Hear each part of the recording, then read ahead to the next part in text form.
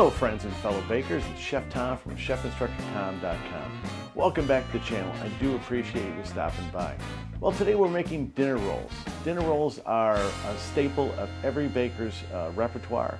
You may be familiar with the ones you get in the grocery store that are kind of par-baked. You pop in the oven, brown them up. Those are good.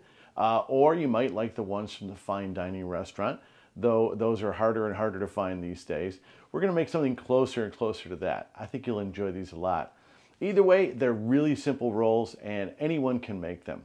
They got a little bit of sugar, a little bit of butter, a little bit of egg, so they're a little bit rich. I wouldn't call them super rich like a brioche, but they do have a real nice softness to them. They're just milk rolls, or as they say in French, pain au lait. I like using the French, that's what I was trained in. I make the rolls about 50 grams each, or about 2 ounces. You can make them larger and call them hamburger buns. That's usually about 75 grams. I'll show you some variations on that once we get started. They get egg washed for that beautiful shine. You could put sesame seeds on, poppy seeds on, anything you like. Maybe even brush them with a little bit of butter. Now you can make dinner rolls without any fat or sugar or egg. They're called hard rolls, and usually I'll use a sourdough for that. But that's for another video. Today we're making pain au lait or soft rolls for our dinner rolls. Let's get started with the mise en place. So let's have a look at the mise en place. It's a simple yeast dough with, of course, bread flour. We have kosher salt, instant yeast, butter, of course. We're using honey as a sweetener, milk as our liquid, and just 1 egg to give us that extra richness. I'm going to mix these by hand, but if you want to use a stand mixer, you sure can. I would mix for about 4 minutes on slow speed, 4 minutes on fast speed.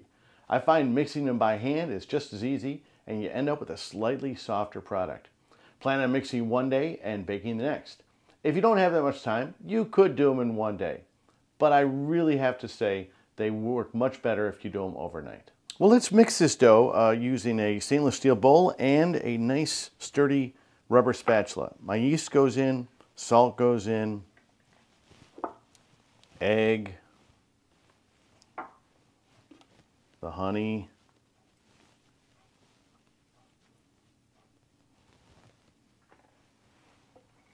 the butter, and the butter should be softened too. That's really important. I let it sit out for about an hour before I started mixing. And then we'll finish with the milk. The milk, I let it sit out too.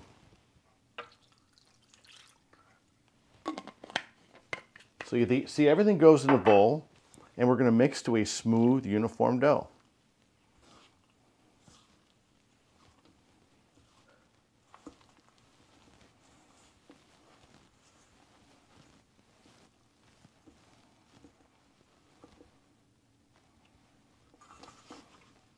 Just after about 2 minutes of mixing, you're going to see that it comes out to kind of a shaggy dough. This is definitely not finished. You're still going to see little pieces of butter in there, and that's okay. Nothing wrong with that at all. But we're going to let this rest for about 1 hour. During that hour, you're going to see this go from like a real shaggy, messy dough to a pretty smooth, somewhat uniform dough. Now we'll do some stretch and fold. So what is happening during that resting period, that hour that we don't do anything to the dough, we just let it sit, let it be? Well, you can expect better hydration. Yeah, the water is going to be absorbed better by the flour if you just let it be. Don't do anything to it. Different flours do have different absorption rates. That's a fact. A whole wheat flour absorbs water a little slower, but even that hour will take care of anything that needs to be absorbed into that flour. It really does help the dough. What else is happening? Well, gluten development is happening. But you say, well, wait a second, I'm not doing dough. How can gluten development take place? It does take place, but on a molecular level. Yeah, I'm a molecular gastronomist now. No, I'm not going there. But all food essentially is molecular gastronomy, isn't it? The bonds are being slowly stretched and developed over that hour. And it's just rising just a little bit, just very, very infinitesimally. It's hard for us to see, but it's happening. But really, the yeast is also doing its thing. Fermentation, the water is doing its thing. Hydration, it's good for everybody. Get into it. This is our second fold. We'll take it out of the bowl. Give it a good stretch. Fold it in thirds. Give it a good stretch again. Fold it in thirds again. And you can round it a little bit at this point.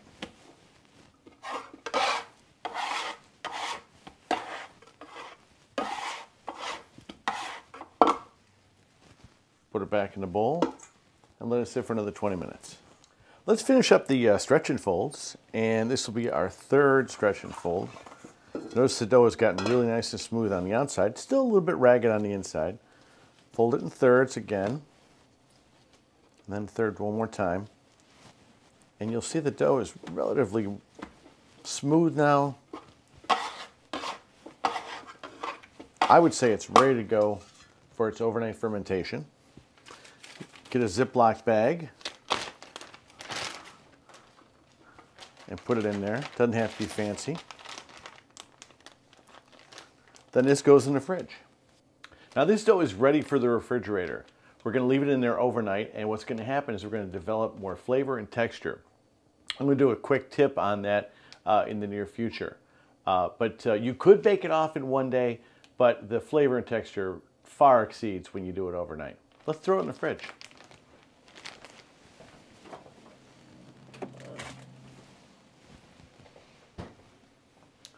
See you tomorrow.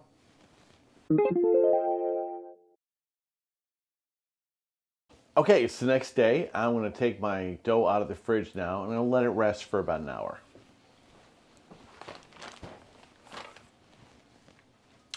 Okay, it's rested for an hour. Now we're going to take it out of the Ziploc bag. And it's going to really change the texture overnight too. It was almost, I wouldn't say dry, but it was a little drier than this is. And this is really nice and moist now. That hydration has done its job for sure. We're going to cut this up into 50-gram pieces and just kind of examine your dough. Make sure there's no like pieces of butter or things that are not incorporated.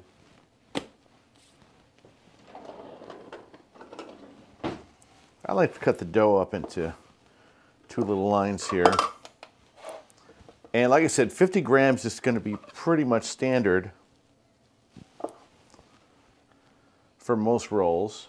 Oh, that's too big.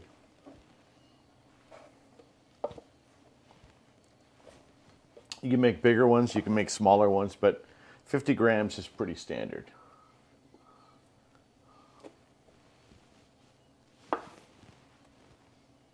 And after a while, you get pretty good at it. Now I'm going to put these, well, I said that too soon. You're going to put these in a grid on your countertop, or in this case, my cutting board. The reason we put them into a grid like this is so we can round them all 1, 2, 3, 4, and then finish rounding in 1, 2, 3, 4. That way they're not getting overproofed. And you always want to scale these out before you round them. That's really important. Because if you try to round each one as you go, what's going to happen is the first one's going to get proofed before it's ready to go. We're going to put this on a half sheet pan after we have them all scaled out and somewhat rough rounded.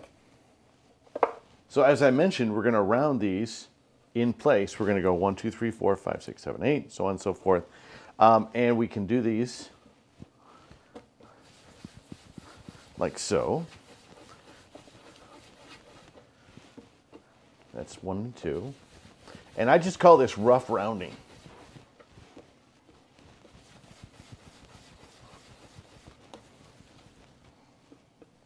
And we'll cover those guys with a towel. Just let them rest. Just for about 5 minutes.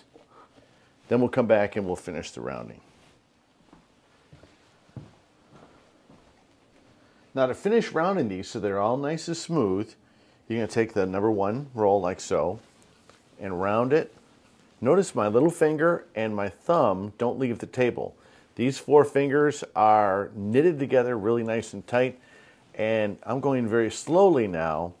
But if you notice what I'm doing is I'm pushing with my thumb, kind of like a little flipper thumb there, and I'm also kind of cupping with these 4 fingers. And we end up with lovely rolls there.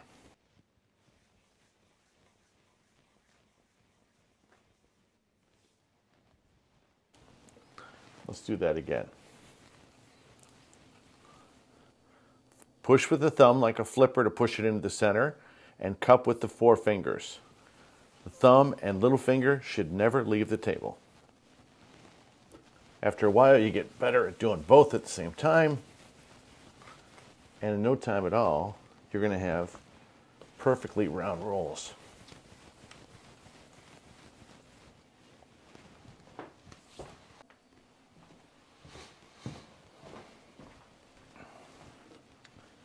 Resist the temptation to kind of roll over like so. You don't want to do that. That's not going to do any help at all. But if you cup it, you end up with beautiful round rolls every single time. And I'm pretty fast at it now, but I started out, I was really slow. You'll get faster too, don't worry. You want to kind of look over them again and see if they are nice and perfectly round. There shouldn't be any wrinkles in there at all. There should be no flaps, no gaps at all in there. They look really nice. Now, let's decide how we want to pan these up, or what shape are they going to be in. Well, they're already round. I want to do 8 of them, I think 8, in a cast iron pan. I've got some melted herb butter here. I'm just going to brush that in the bottom. Herb and garlic, I should say. It's quite fragrant. I can smell it very prominently today. I'm going to brush the inside of that.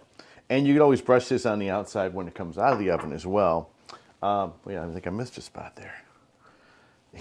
You can't be too liberal with the butter. Put a lot of butter down for those guys. And then what we're going to do is going to put one in the middle. I'll put some on the side here. And you want to leave some space between the rolls. Should we do one more? Let's do one more. So we have 1, 2, 3, 4, 5, 6, 7, 8. Yeah. So you get 8 in the pan there. And you say, well, that's not that much. You could also brush the herb butter on top as well. That's not that much, but what's going to happen is it's going to fill the pan. The rest of these guys we could put in a half sheet like this. Give it some space. Maybe I'm giving it too much space. And then one little baby one. Let's reassign here just a little bit. Little baby one there, a little leftover. These are going to get covered with a towel as well. I think I will put a little bit of herb butter on the cast iron ones.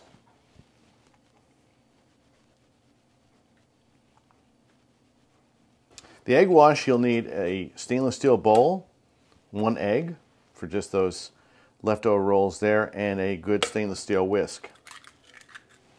You're going to use a pastry brush.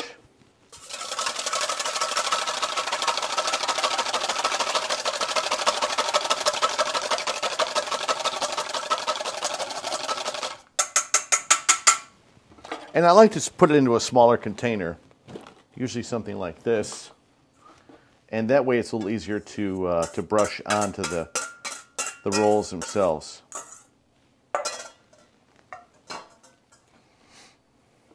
And we'll egg wash them once they've doubled in size.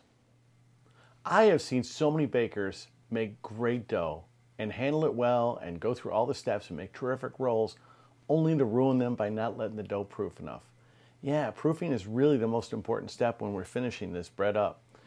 If you don't let them proof enough or rise, double in volume, you might as well not make dough in the first place. It's not going to work. If you bake them too early, you'll get dense, wet, gummy rolls, and nobody wants that. Yuck. By the way, you can preheat your oven now to 375. Well, these guys have definitely doubled in volume. Check out the ones in the cast iron pan, all nicely covered with some butter there. Just a little bit more butter on top. And we're good to go. These guys are going to go in a 375 preheated oven. So we'll set those guys aside.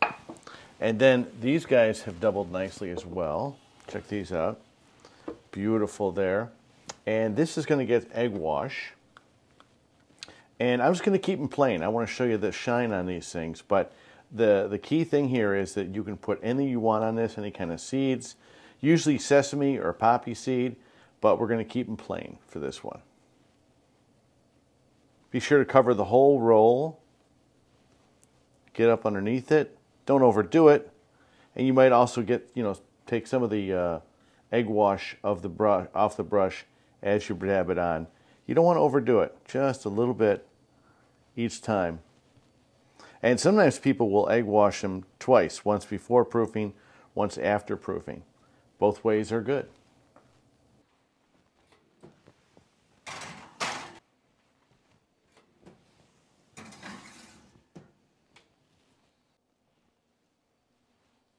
Well, it's been 20 minutes. Let's take them out of the oven and see how they look. I want to cool these on the stove with a towel on it so we remind it it's still hot. These are some beautiful rolls. Now they're going to have some lovely golden brown bottom. Give it some time. They're a little too hot to eat yet. We'll definitely take a taste. Well, I really love these rolls. Look at how nice and buttery and shiny that is. I like the little crispy crust on the bottom. Let's open it up and see what it looks like. Oh, man. A little bit of steam. Still a little warm. Yeah, okay. But let's have a taste. Get the crunch on the bottom. Very buttery, soft, but a nice chew just the same. See, dinner rolls are not that hard to make, and they're super tasty. You'll enjoy the softness and buttery goodness every time you make them. Like I said earlier, be sure to take your time during the proofing step. That's where the rolls rise on the pan and double in volume again, right before you egg wash them. You're going to make beautiful rolls. I just know it. I have confidence in you. Let me know if you have any questions in the comments below. Be sure to like and subscribe, of course, and I'll see you next week. Happy baking!